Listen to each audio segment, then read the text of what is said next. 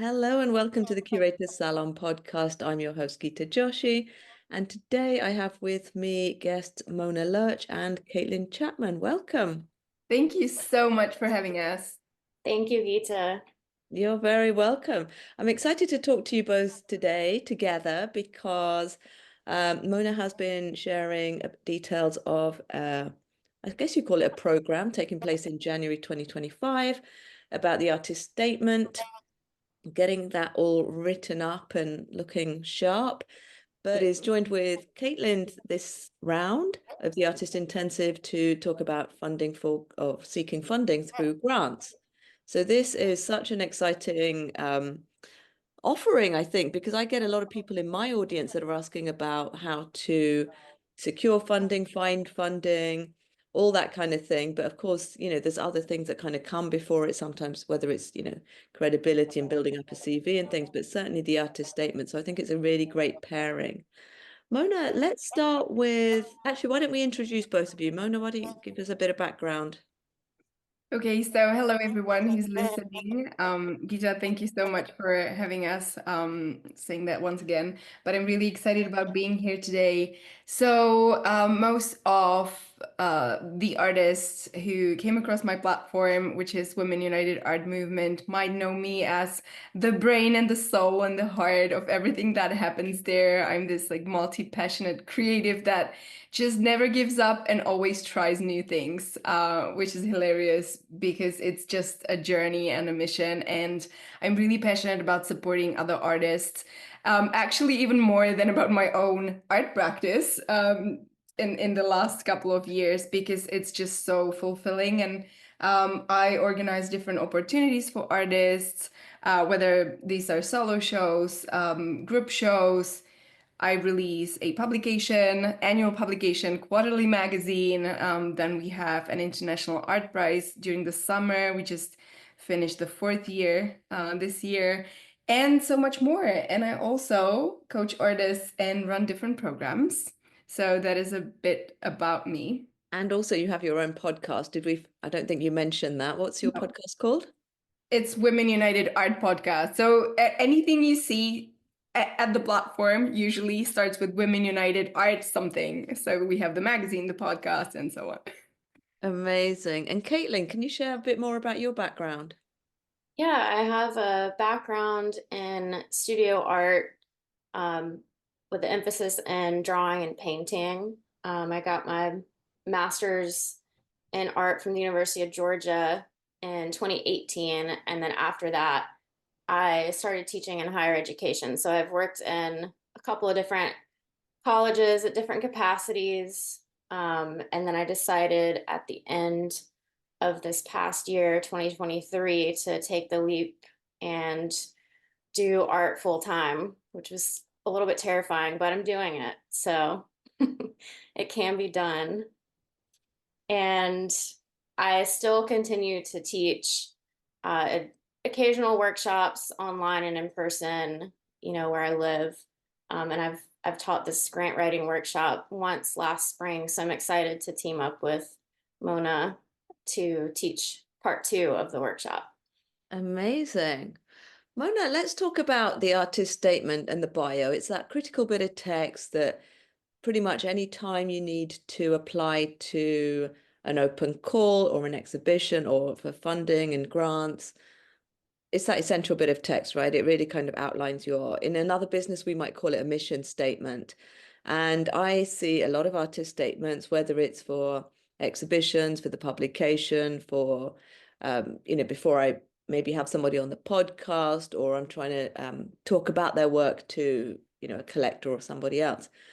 And there's a whole spectrum of quality on this. Now, obviously, in my own programs, we cover this, but this is not kind of the sort of thing that I work with artists too closely on, unless that is, how they come into my world, right? They really need to actually kind of need help with that, so which is why I'm really grateful for the workshop that you run.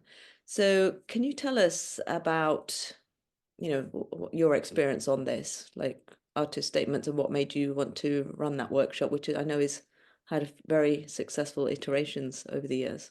So I'll start with myself. I decided to become a full-time artist in 2019, I think, and I don't have any background in visual arts because I was a dancer. That was, my artistic sort of creative path.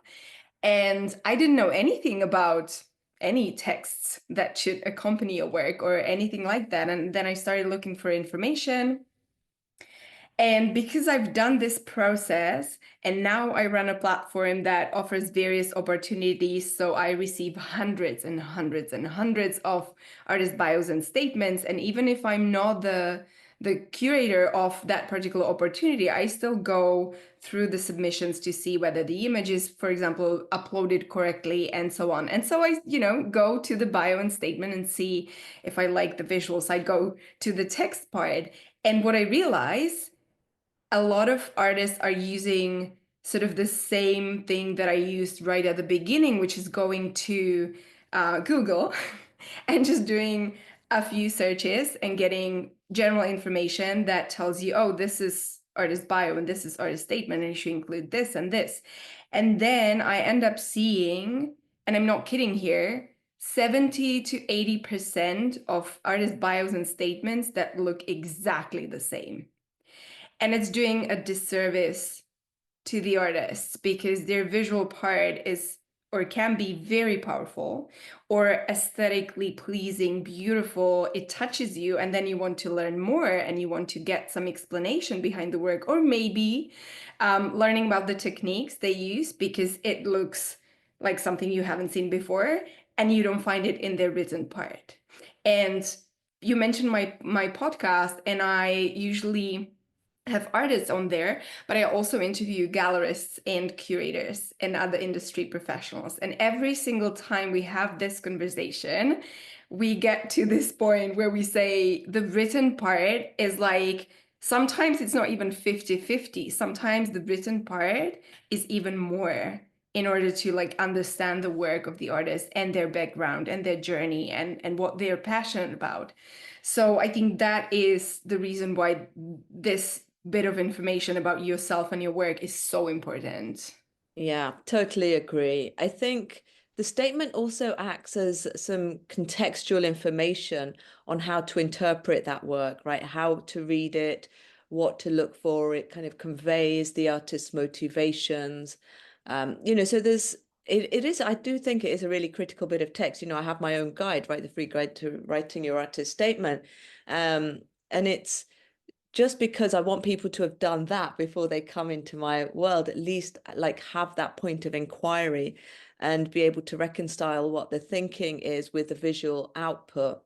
And I think this is lacking more in people that obviously haven't been to art school because they, were not trained in that way, right? To do that kind of thing. They've, when they are self-trained, they are really about the making part of the art rather than art as a point of inquiry around ideas and then giving it visual form. So the artist statement is, yeah, it can't be underestimated, but you and I have laughed many times of the some of the old cliches that turn up in pretty much, well, way too many statements, which is, I'm painting my feelings, or my art is about my emotions. Do you come across this? All the time, all the time. And there's another one. I've been creative since my childhood. Now, what I always, because I also help through the workshop, I help the people to see I don't want to call them mistakes, but the vague statements they're using. I want them to be able to identify them. And I always say, how is that unique to your journey? Like, how is this different to someone else who's sitting next to you, for example, in the classroom or, on Zoom? You just need to be very specific about yourself because you're wasting two sentences that you could be using for something really powerful there. And I just wanted to add, every single time we talk about this, I remember one occasion where when you and me, we were looking at some artwork in the art prize the first year. And we were looking at the finalists, and there was one, and we saw her work, which was, incredible. All the finalists were amazing, right? And then we looked at her statement and bio, and we were just blown away. And we were like, wow, like this is the person who needs to be in the final 10, because she just gave so much in her written work. Like the visual was beautiful, but like that was such a supportive moment for her work, I think. So that's something I want to bring up as well, that we have that experience when we were selecting people, and it just like she just sold it to us through her written part. Because I think I remember that one, because when we then read it or we reread it, when you now then look at the artwork, and I remember it was quite detailed work, you were suddenly able to understand it with a richer experience of it, right? There was this like you could see what she was trying to do, what she was trying to convey, which without that contextual supporting writing was not as evident, right? At that point, it was, very accomplished and all these sorts of things. But that really kind of moved it over the line for that one. I just want to say about the I've been creating since I was a child as well. I mean, to be fair, that's a bit more biographical or the artist bio than it is the statement, but that one turns up way too often as well. And I don't think it's doing what people think they want to be doing. And I just want to add one more thing, which was when you said you're wasting sentences. If anybody is listening and they're new to submitting to these things, oftentimes you have a limited word count, which is why when Mona says you're wasting space, that's what you're kind of, using up that valuable real estate on saying something that is very much a universal experience, right? All children create, all children paint. And it was about that. But of course, on your website, you can have a much longer biography and statement and things like that. Just can you share a bit more about the workshop that you run, Mona? Because I know you've run it before, and I know people have come out the other side of it and had successful submissions to open calls, to publications, exhibitions, all sorts of things, and the different lengths. Because when I work with artists on their statement, we might have a shorter version, but we also have a long form one. Is that something you do? Yeah, absolutely. So I told Caitlin the other day, I was like, I did not expect that workshop to be so powerful as it turned out to be when I advertised it for the first time. So I always make sure that my groups are smaller groups, because I like working with people. I want to be able to give them feedback. I want them to be seen and heard. It's really important for me that they go away with everything they came for. And the workshop is different to so many other ones out there because there's a lot of mindset work. So it's not a regular writing workshop. It's not that. It's a lot of mindset work, a lot of deep work. We really go over, the most joyful moments of your life, the most painful moments of your life, like everything like put together, because every single thing that influences your artwork and your art making process is really important, because it paints the full picture for what you're trying to say, do, and achieve. And so everything leads to getting your hands on your homework, which is pretty much like rewriting your artist bio and statement, because there are two parts.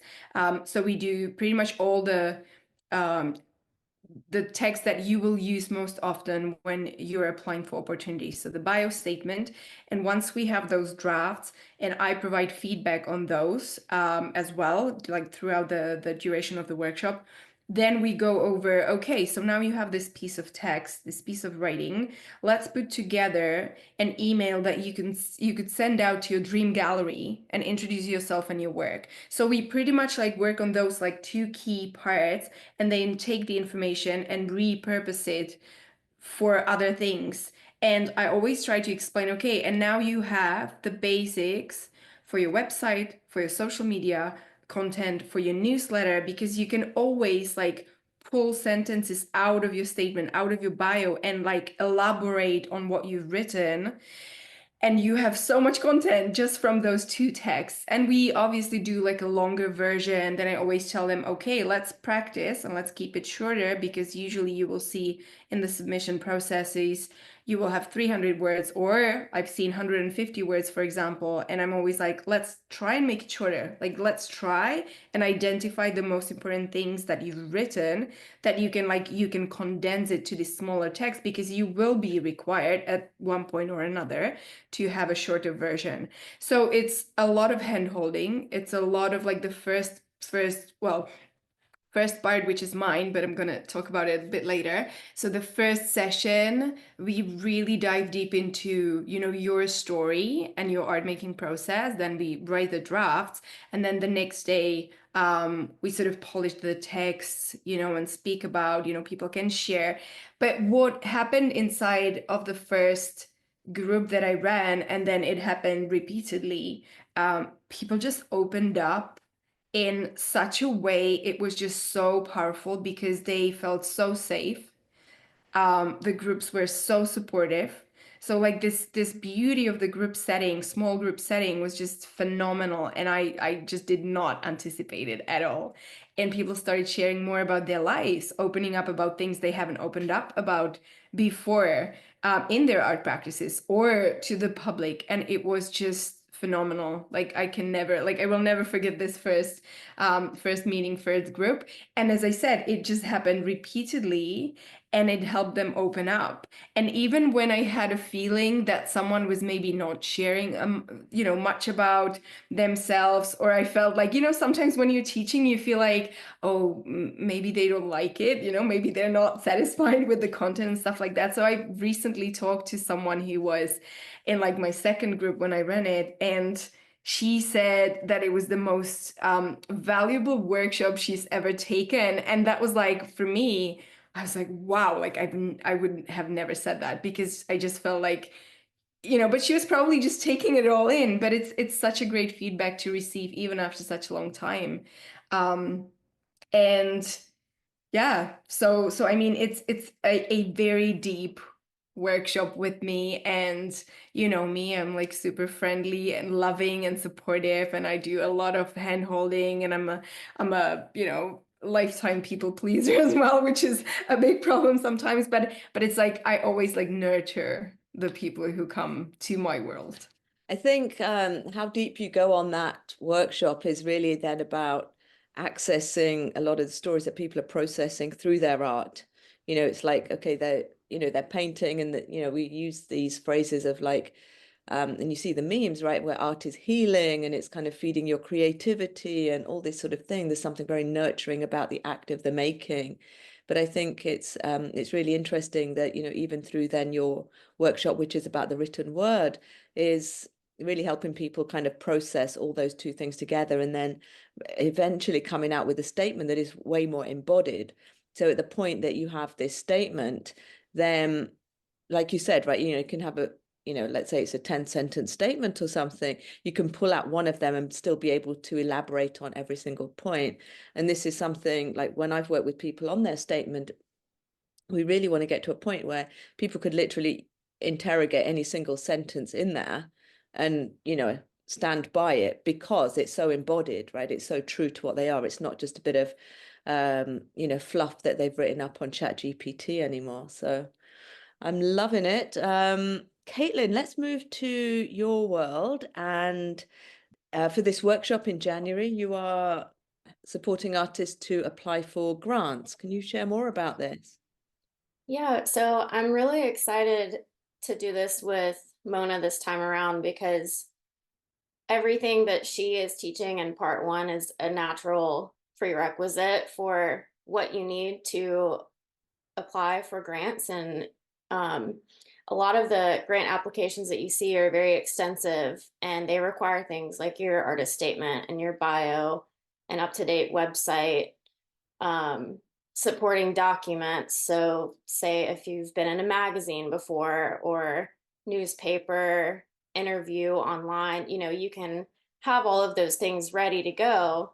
And when I taught this before, I was working with mostly people who already had that. They had experience with exhibitions, but they had no idea where to start when it came to grant writing.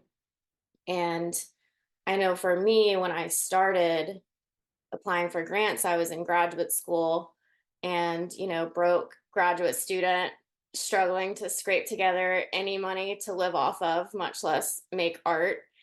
And so I had this, attitude of, well, I don't have anything to lose, so I'm just gonna, throw spaghetti at the wall and see what happens. And I think it was a good attitude to have at that time. And I've kind of implemented that into the workshop. And it's really about, looking for why you need the funding. And just like you were talking about with the artist statements, you have to be specific. You wouldn't be applying for a grant if you didn't need money for your project. And people that are reviewing that know that. So you have to get to the specifics of what your project is, why it's important to you, what audience is it serving, how is it going to advance your career. You have to think about timelines. There's so many different things, but learning how to write grants is an invaluable experience and skill to have.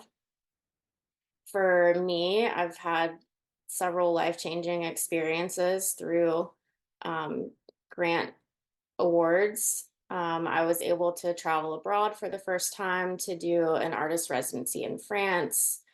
It's funded solo exhibitions. There's so many things, and they all came at very pivotal sorry, moments in my career. And I think that for me, I'm at a point now where I can confidently share what I've learned and what's been successful to kind of help open doors for other artists who want similar experiences. Can you kind of share more about the different types of grants or the different types of activities people can fund with the awards? Sure. So I think there's a lot of obvious kind of things that we think about, like funding exhibitions and doing artist residencies. But I think for this particular audience that we're reaching with Women United, I mean, we're working with women, many of whom are mothers or they're in roles of, having to take care of family members, elderly, things like that. And a lot of granting organizations will allow things like childcare or elder care in their, budget.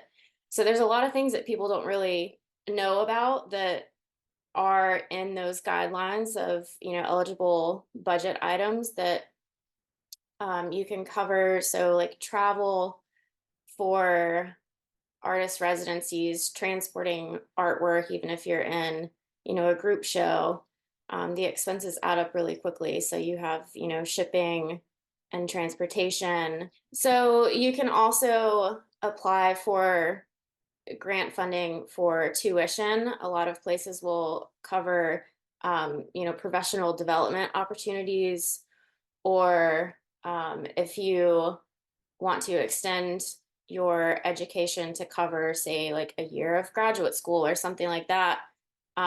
There are several grants out there that will do that. You just have to look at what their guidelines are.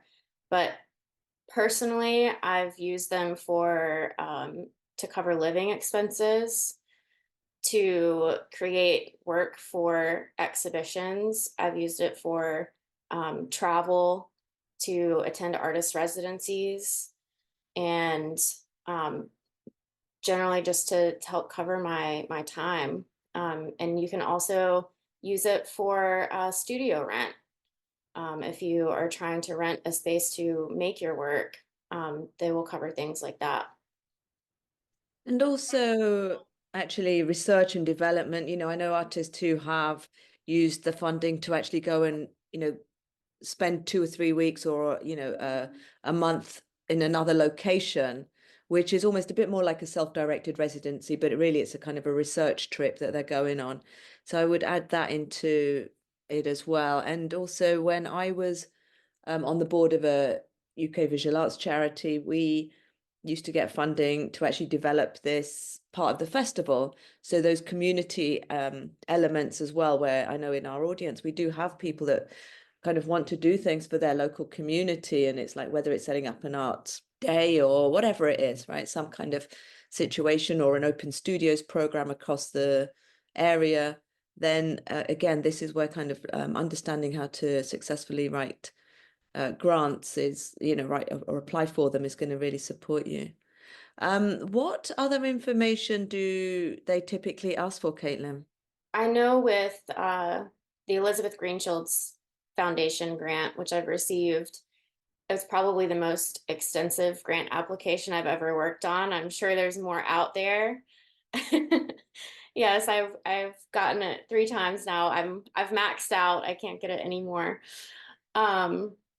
But they require your artist statement, your bio, CV, work samples, up-to-date website, supporting documents. You have to have an application proposal, which is essentially, what your project is that you're asking for funding for. A lot of times they require references. So anyone that, you've worked with on a professional or personal basis. And then they will also require a budget proposal, which is usually kind of at the end of the application, but it really works hand in hand with your project proposal. And it's super important to kind of look at the big picture stuff, which we'll do in the workshop, and kind of break everything down and how they connect, because you have to mention in your proposal the things that you also mention in the budget. So they have to align. And is this program specifically for people applying for funding in the US? No, not at all. So actually the Elizabeth Greenshield's Foundation that I applied for, that grant is based out of Canada, and it's an international grant. There are grants on various levels, no matter where you are in the world. There are local, regional grants, state specific, country specific, international. They could be offered through a university that you're affiliated with. So this applies to, everyone. It's not just specific to the US, but I will be sharing examples from applications of my own from successful grants that I've received.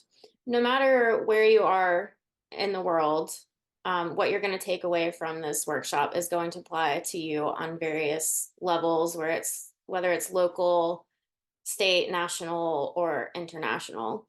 Love it. And I also get emails out actually every so often from my local authority, the local council, and they regularly have funding as well. So I think, wherever you're based, there's access to funding, whether it is the local authority, universities and foundations and things like that Katelyn's mentioned.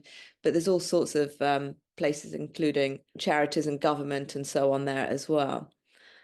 Katelyn, anything else you would like to add before we wrap up? Well, as a part of the program and the part 2 that I'm teaching, I have created a document that everyone who takes the class can work on. It's kind of like an interactive document, because there are so many places to search for grants.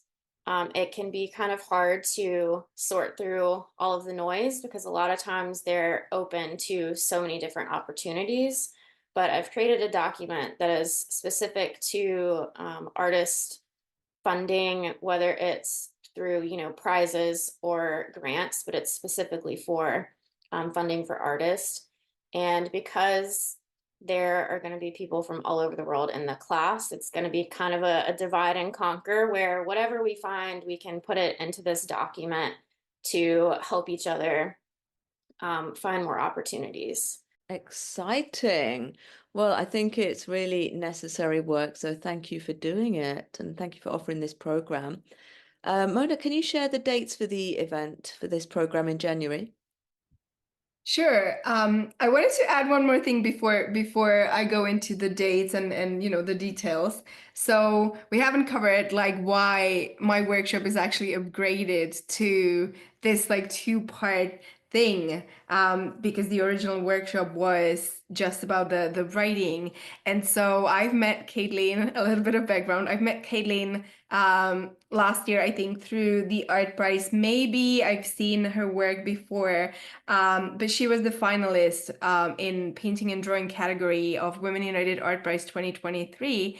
We always put together a special edition that features the finalists the following March. So as I was working on this special edition, Katelyn reached out saying, "Oh, I need to upgrade or update my bio because in the meantime, I became a full-time artist and."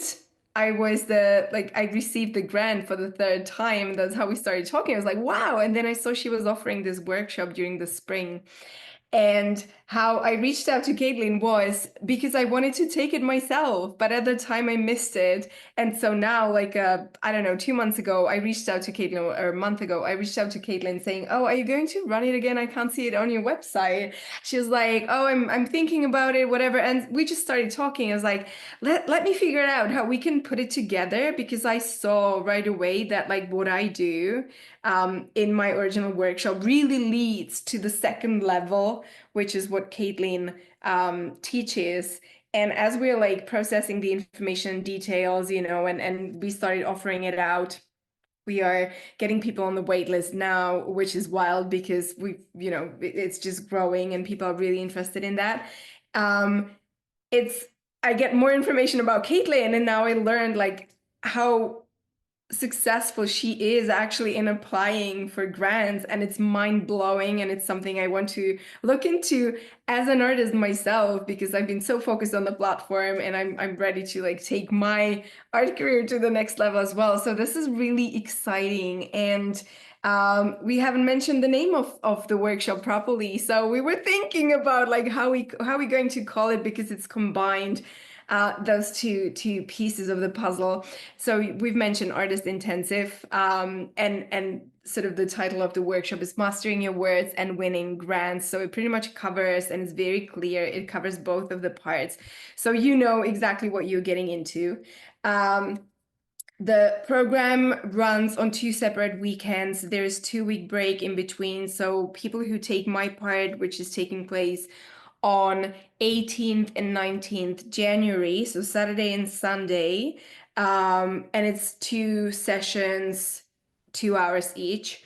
And then you have 2-week break to process everything, prepare for the second part. So you have some idea or a bit more information about what's going to happen in the second part, and you can prepare for it. You can start sort of like brainstorming about your project, maybe if you haven't done that before.